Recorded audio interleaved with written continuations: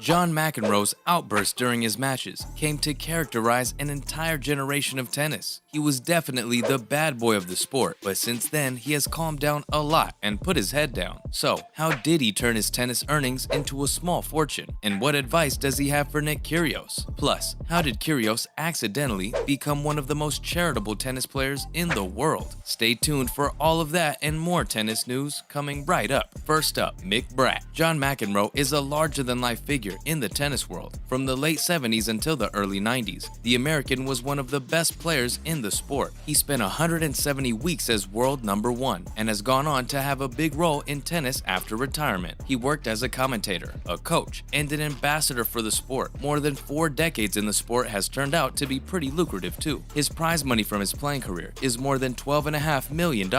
But outside of that, he has a number of income streams. He has a rock band that goes on tour and a gallery in Manhattan.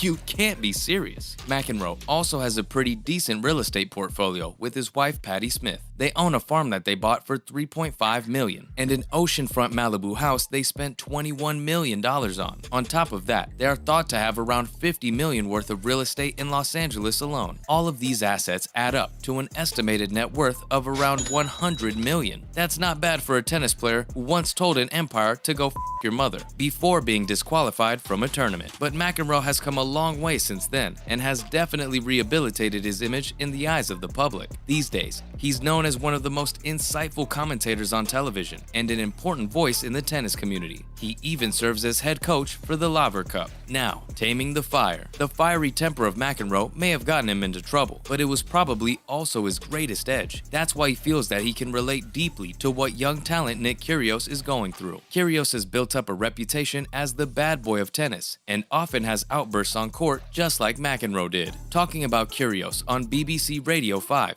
McEnroe said, "I get a lot of what's going on here more than most people, but he's got demons, you know, in a way. We all have this fear of failure, and it's a question of how you best deal with it." Kyrgios shot to global fame in 2014 when he beat Rafael Nadal at Wimbledon. He has also beaten Novak Djokovic and Roger Federer, proving that he is one of the best in the game. Nick has been praised for his natural talent, unconventional shots, and playful style. Unfortunately, his mentality seems to have held him back. He refuses to employ a coach, and many argue that he doesn't need one. His career high ranking is number 13 in the world, but earlier this year he dropped to as low as 137. McEnroe thinks that Kyrgios just needs the right mentoring, and he could be one of the greatest in history. He said that some of the shots that Kyrgios is able to hit are incredible, adding, "He moves the needle for us in tennis. We need this big time, but we don't need him to try half the time." When even John McEnroe is criticizing your mentality, you know that something needs to change. Up next, how is Serena Williams planning to expand her empire even after retirement? And how did Nick Kyrgios accidentally give away thousands of dollars? So, don't go anywhere. Next, retired life. John McEnroe isn't the only ex-tennis player making a nice living for himself. Plenty of former players turn to other businesses, commentating, or brand deals to keep making money. Women's great Serena Williams has just announced her retirement, but what is she planning to do now? In a regular year playing tennis, Serena was pulling in as much as $40 million